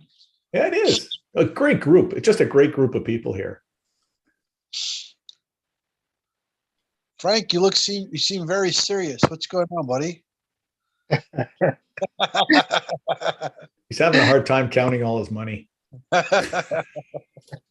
He's Mr. Fix-It. He does it all. Yeah. See it. Yeah, Hey, so Frank, just how if are you you? can put your names in there, names in the chat, phone number, where you are, from Winnipeg, Manitoba. That's awesome. I like this one. I'm a good guy, shy too. Right on. That's perfect. John started that way too. So did Vladimir. And we broke John out of that tonight. So that's perfect. Yeah. But yeah, any location where you are, name, number. This is all how the networking happens, everybody? Yeah. And I want to say, Navtash, I know you not able to tell, but I think it's a pleasure for you to see how team come together. We have it was like 60, 70 people to the meeting. Yeah. And we're all happy to have you on the team. And it's amazing how we missing to see each other finally. I don't know, it's gonna happen very soon. And interesting enough, some people who we just know virtually, but we just feel like our family, and it just thankful to your meeting. It's amazing how nice people you attracting, and how much knowledge you're sharing. So even today, if we learn something, it's just multiply where we know before. So thank you very much, and we get you to get well very, very soon. That's it. Well Yeah, said. he hasn't We missed always a know meeting, Taj right? get well soon. Yeah. Yeah, he hasn't even missed a meeting since 05. Yeah. And You're I mean, desperate to hear him. no, that's the leader. That's the person that we're learning from, right? Like that's the person who's behind the slides. I mean, nothing against John, but anybody can read the slides, but it's the information on the slides, right? That's something. So, don't take his time for granted. If you get a chance to, spend a half an hour with him, or you text him or something like that, don't take it for granted. Realize, that he's being extremely generous with his knowledge, and he doesn't hold back. He gives it all. That's right. And, I mean, how many here with a sore throat tonight might not have been on tonight, right? I don't feel good. I'm going to sleep. And he, yeah, exactly, right? I mean, some of us want to go to bed anyway without a sore throat, but, and in his dedication and myself, I'm a student to that, is that, if someone not feeling well, can find a way to make it happen, then what's my excuse, right? So he's a true leader that way. So, man, we do wish him well, for sure. Absolutely. You bet. And also, he brings so great people like John, Jerry, we all missing Rory and David. You call Randy, each of us, even Jordan Green, who wasn't able to do it. It's really each of us. Has like some knowledge in something, and like very soon Teresa gonna have, like she's like every time I talk to her I learn something, and it's just amazing how she changed because like I can see progress on a personality, and it's not only financial, it's like I don't know, like it's some people who you can have a like you meet them and you build a relationship and you do business with, and it's really interesting enough. So you meet a lot of people, and for you, you're gonna decide who you would love to work with. And like, for example, a lot of people can say it's pleasure to work with Navtash. So I remember when I meet him, I was really surprised how much knowledge he shared, because each of us has successful, rich people, and in a, like I have really successful friend, really close friend, and when we start together, but he was working harder, find like all the contact, and he become like really successful. And interesting enough, when we start talking, he start protecting himself to share knowledge, because he was seeing each of his friend as a competition. Yeah. And interesting enough, Navtash built like a win-win situation. So interesting enough, he built I don't know how to proper say, he built a system. So the more we made, the more Navtash made. So, and this actually, it's in the benefit of Navtash to make each of us more money. The more I money make, the more Teresa makes, the more Keith make, the more Navtash make. So it's the same. It's actually like really interesting, because I forget who was telling. It was about Bill Gates, and everybody says like, oh, like he's get lucky, and then in 1 second, like it was question how many people he touched with his program. So today we're using words, we're using PC, we use the system, and like the same like Elon Musk or like Apple. Like, these people like, make her company make like $1 trillion, and it's only because they satisfied millions and millions and millions of people. So like the more, it's really great opportunity to help people. The more people we help, the more like money we make. And this is important. And also it's very important, the process, who you working with, who you communicating with. And like it's a pleasure. It's a pleasure to have great team, great opportunity, and like a room to grow.